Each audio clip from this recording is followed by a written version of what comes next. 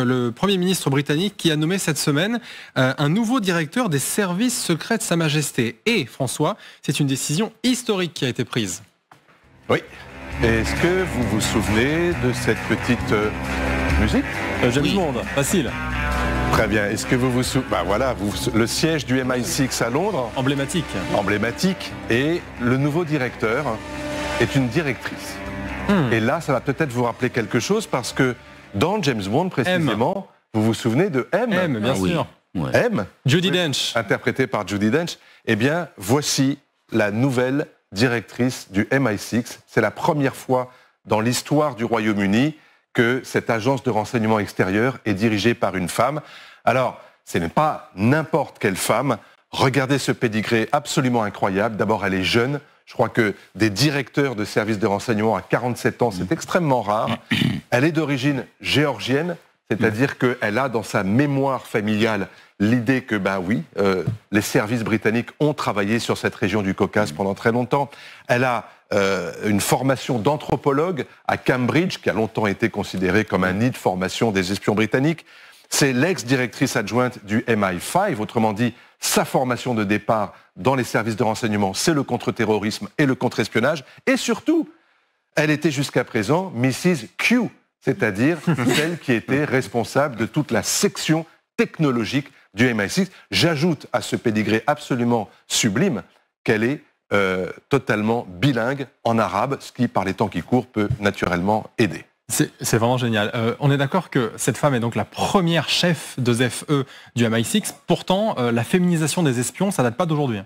Alors, ça ne date pas d'aujourd'hui, notamment en Grande-Bretagne, où effectivement, dès 1992, à l'époque c'était sous le gouvernement de John Major, il me semble, eh bien, une femme avait été nommée à la tête précisément du MI5, le service de contre-espionnage britannique avec Stella Remington. Et puis ensuite, Donald Trump, en 2018, avait nommé à la tête de la CIA Gina Haspel, qui n'a pas laissé forcément de très bons souvenirs dans la communauté du renseignement. Mais toujours est-il aussi qu'en Israël, une première femme nommée directrice adjointe du Mossad, à la tête du service du renseignement. On ne voit pas son visage parce que pour le coup, là, c'est l'anonymat le plus total qui est requis. Et puis en France, je le signale aussi, vous avez aujourd'hui une femme, Céline Berthon, directrice de la DGSI, nommée par Emmanuel Macron en 2023. Ce qui fait comprendre à quel point aujourd'hui, ce métier qui a longtemps été considéré comme un métier d'homme, aujourd'hui, dans cette brutalisation du monde, qui ressemble beaucoup aussi à une virilisation des moyens et des rapports de force, eh bien, nommer des femmes à ce genre de poste, c'est évidemment quelque chose d'assez spectaculaire, de contre-intuitif et qui est, à mon avis, très méritoire. Et c'est la façon dont Keir Starmer, le Premier ministre britannique, a voulu le dire dans sa phrase de bienvenue, en quelque sorte, à Blaise Maitrewelli, puisque c'est son nom. La nomination historique de cette femme intervient en un temps où le travail des services de renseignement n'a jamais été aussi vital. Dans le mot vital, vous avez bien compris qu'il y a le mot vie. La survie d'un pays doit beaucoup à des femmes aussi. Absolument fascinant. Merci beaucoup François. Dans le viseur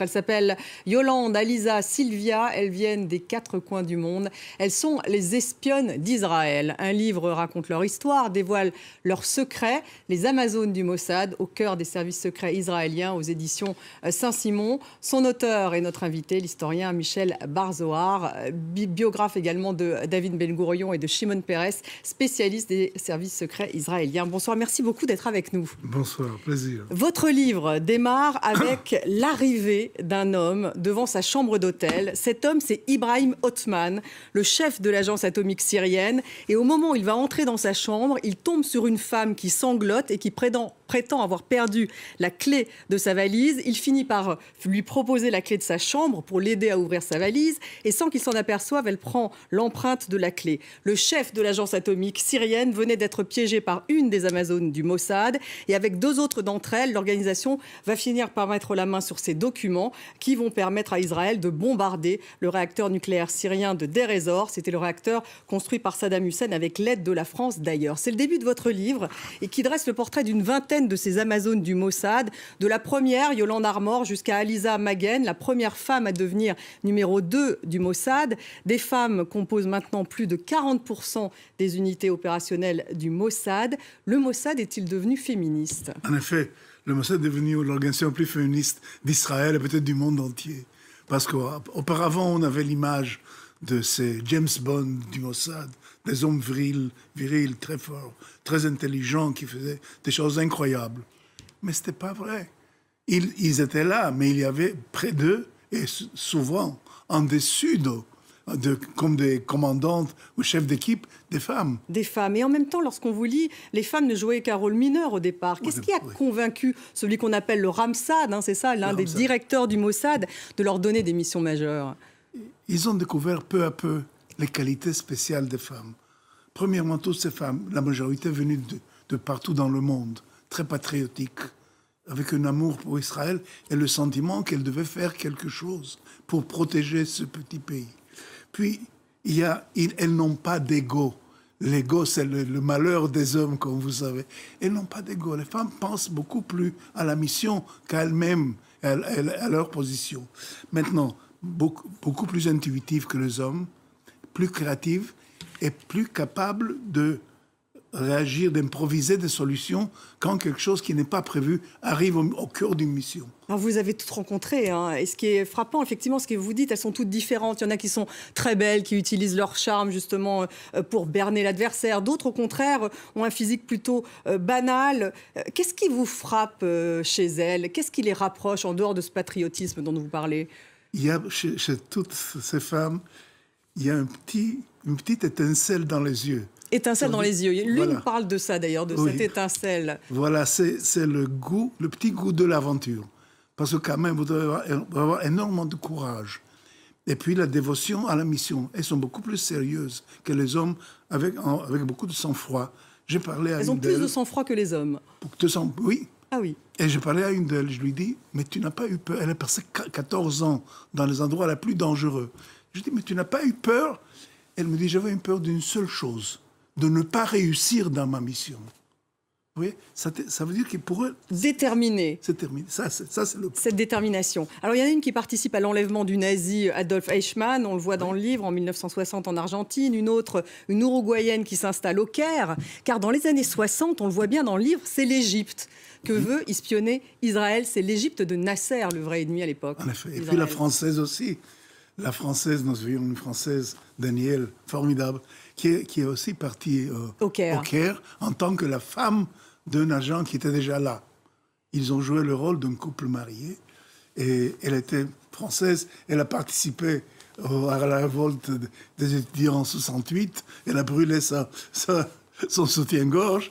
Elle appartenait à une vague jeune, radicale. Et quand même, elle a fait des choses incroyables. Et elle s'est engagée pour le Mossad au Caire. Elle s'est installée au Caire. Et aujourd'hui, elle chante du Brel. Elle est toujours là, donc. Oui. Marcelo Niño, c'est l'une dont vous parlez également. Elle sera torturée. Elle va tenter de se suicider d'ailleurs en prison dans les geôles égyptiennes. Elle va passer 13 ans dans les prisons égyptiennes. Donc effectivement, vous parlez de détermination, mais elles sont plus que ça, plus que déterminées encore. Elles acceptent la torture. Elles sont prêtes à tous les risques. Et il y a une, en effet, qui a été condamnée à mort par pendaison au Liban, Shula Cohen. Et ça veut dire que c'était la fin de la vie pour elle. Elle a quand même cru que quelque chose va arriver et Israël a réussi à la sauver au bout de quelques années, de la sortir de prison. Elle était espionne au Liban avec 7 enfants. Et aucun de ces enfants n'avait aucune idée que sa mère était en train d'organiser des missions d'espionnage incroyables. Parce qu'elles doivent évidemment garder le secret absolu. D'ailleurs, c'est 100% le Mossad pour ces femmes. Leur vie privée, c'est le Mossad. Elles n'ont pas le droit, justement, d'avoir des partenaires qu'elles peuvent choisir. Aujourd'hui, ça a changé. Ça a changé. Aujourd'hui, elles peuvent avoir des enfants. Au début, on leur faisait signer un document que pendant 5 ans, elles reprenaient des enfants. Maintenant, elles peuvent le faire. Elles peuvent se marier avec n'importe qui qu'elles veulent. Ah bon, elles sont libres de leur choix. Elles sont libres de leur choix, mais elles ne peuvent pas dévoiler à leur mari. Non, ça c'est le point. C'est pour cela que quand une femme est recrutée au Mossad, on l'invite avec son mari. et on lui dit, est-ce que tu es prêt de prendre soin des enfants, de garder le ménage, parce que ta femme va commencer à disparaître sans te donner... Donc le mari est au courant. Oui, tout de même. Mais il ne sait pas qu'est-ce qu'elle va faire. Il sait qu'elle part, elle revient au bout de 3 semaines, elle repart dans 4 jours, et il va s'occuper des enfants. Et il s'occupe des enfants sans savoir exactement quelles seront ses missions. Alors, il y en a une autre dont vous parlez, qui s'appelle Sylvia Raphael, c'est un peu la plus célèbre. Elle prétend être une photographe canadienne du nom de Patricia Roxburgh. C'est une Sud-Africaine, en réalité, une très belle femme qui va pénétrer, elle, dans les hautes sphères de Jordanie, au moment où vous racontez que le Mossad passe d'une organisation de recueil de renseignements à une unité antiterroriste dans les années 60. Et c'est d'ailleurs à partir de ce moment-là que les femmes vont devenir de vraies guerrières. Elles vont d'ailleurs être soumises aux mêmes entraînements que les hommes. Oui. Complètent la même mission, même quand il faut tuer quelqu'un. Par exemple, nous avons une femme qui s'appelle Erica Mary Chambers, venue d'Angleterre, qui a tué le Prince Rouge, le chef de Septembre Noir, l'organisation terroriste la plus dangereuse du monde. Vous en parlez dans le livre. Donc elles sont soumises aux mêmes contraintes, aux mêmes formations. Sylvia Raphael va participer d'ailleurs à une bavure, à l'assassinat d'un serveur marocain en Norvège qui était pris par erreur pour un terroriste palestinien. Et qu'est-ce qui va se passer à ce moment-là? Elle s'opposait à cet assassinat parce qu'elle n'était pas sûre que c'est lui. Ils sont trompés dans l'identification. Le pauvre garçon de café marocain, Mohamed Bouchiki, a été tué à la place du Prince Rouge, du chef de Septembre Noir. Et le deuxième bévue, c'est que la moitié de l'équipe du Mossad a été arrêtée par la police norvégienne. Et Sylvia Raphael est parmi eux. Elle passe en jugement, elle fait un discours formidable, mais quand même, elle est envoyée en prison. Et alors, pur hasard, elle tombe amoureuse de son avocat norvégien, un homme marié. Et tous les deux sont invités à une soirée de la Pâque juive.